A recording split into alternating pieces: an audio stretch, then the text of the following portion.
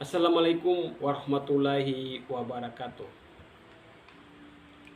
Selamat berjumpa kembali, wahai para penonton Timor Leste. Selamat berjumpa kembali di Gen Miranda TV.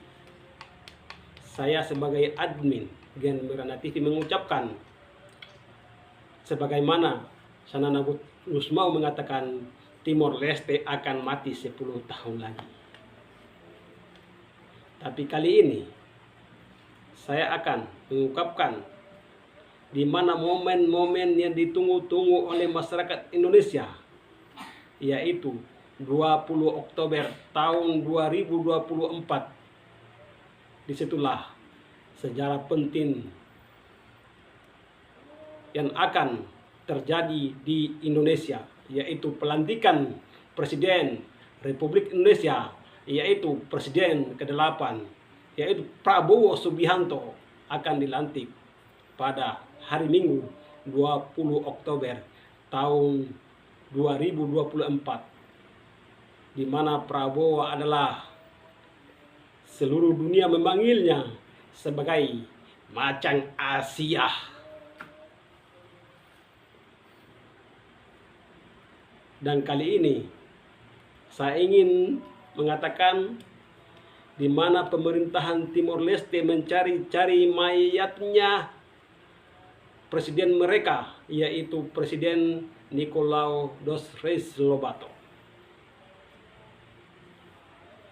Nicolau dos Reis Lobato ditembak mati oleh seorang putra asli Timor Leste sendiri, hingga mayatnya ditenggelamkan di tengah laut oleh Jenderal Yusuf.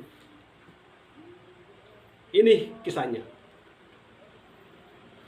Perlawanan oleh kelompok Fretilin yang dipimpin oleh Nicolau Lobato untuk menumpas gerakan separatis terhadap pemerintahan Indonesia tersebut diterjunkan pasukan gabungan Yon Paris Kesit pimpinan Prabowo Subianto yang berisikan prajurit dari kesatuan elit macam Kopasda atau Kopassus Marinir serta Paskas. Operasi itu dilakukan untuk menangkap pemimpin Fretilin Nicolau Lobato hidup atau mati. Hingga kini mayatnya misterius. Dulu Prabowo Subianto masih menjadi rakyat biasa. Prabowo Subianto masih memimpin sebuah partai, yaitu bernama Partai Gerindra, Gerakan Indonesia Raya. Pemerintahan Timor Leste tidak berani bertanya kepada seorang Prabowo di mana Nicolau Lobato dan kuburannya.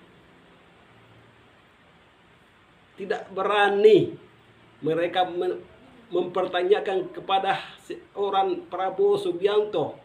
Waktu itu masih masyarakat biasa atau memimpin sebuah partai yang bernama Gerindra. Sebuah negara kecil yang miskin itu yang bernama Timor Leste tidak pernah bertanya kepada seorang Prabowo, padahal Prabowo mengetahuinya di mana tertembaknya, di alamat mana, dan di hutan belantara mana tertembaknya seorang Lobato yang ditembak mati oleh putra asli Timor Leste sendiri. Kenapa? Karena mereka takut kepada Indonesia.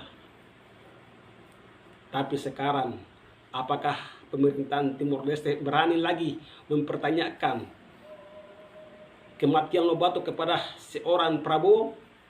Saya anggap tidak berani. Bicara saja tidak, paling-paling mereka datang ke Indonesia cuma mencari bantuan, tapi mereka tidak mengurus kematian Lobato karena mayatnya ditenggelamkan di tengah laut. Kenapa mayatnya ditenggelamkan di tengah laut? Karena pasukan Lobato yang dipimpin atau Partai Fretilin Lobato membantai rakyat sipil Timor Leste pada waktu itu tahun 1974 sekitar 60.000 jiwa.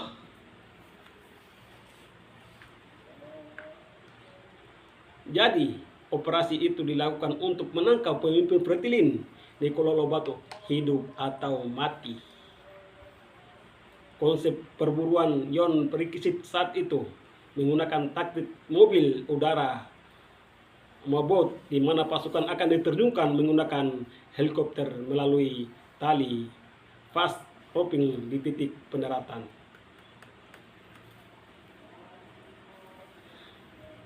Maka di hutan belantaralah terjadi pertempuran sengit kelompok pimpinan Nicolau Lobato dan pasukan Indonesia. Namun akhirnya kelompok separatis tersebut berhasil ditaklukkan oleh pasukan Prabowo yang akan memimpin Indonesia Raya ini, akan memimpin Indonesia pada tahun 2024 ini, yaitu tanggal 20 bulan Oktober. Dialah pemimpin ke-8 atau pemimpin presiden ke-8 Indonesia yang dibangga-banggakan oleh rakyat Indonesia. Pada kontak tersebut, sejumlah pengawal Lobato tewas, sementara Presiden Fretilin tersebut tak mau menyerah dan mencoba melarikan diri bersama sisa pengawalnya. Pelariannya berhasil dicegat oleh Yon 744. Pada waktu itu, Yon 744 pada tahun 1900 mereka bertugas di Los Palos, Semodok pada 31 Desember tahun 1978 dan terjadi pertempuran jarak dekat terjadi antara Yon 744 Semodok dan pasukan Lobato. Dikutip dari Gen Miranda TV, pelarian Lobato berakhir setelah ia ditembak oleh Sertu Jacobus Mardepo. Hidup Sertu Jacobus Mardepo, putra terbaik Timor Leste yang menembak mati Lobato. Sebagai dikutip oleh Gen Miranda TV, pelarian Lobato berakhir setelah ia ditembak oleh Sertu Jacobus Mardepo, seorang prajurit ABRI asli Timor Timur, tepat di dadanya. Usai Lobato dipastikan tewas, Panglima TNI Muhammad Yusuf melapor ke Presiden Soeharto jika pentolan utama Nicolau Lobato berhasil disingkirkan atau dieliminasi. Namun kematian Lobato menyisakan misteri tentang apa yang terjadi pada jenazah Presiden Fretilin itu. Timor Leste pun menolak melupakan sosok pahlawannya tersebut.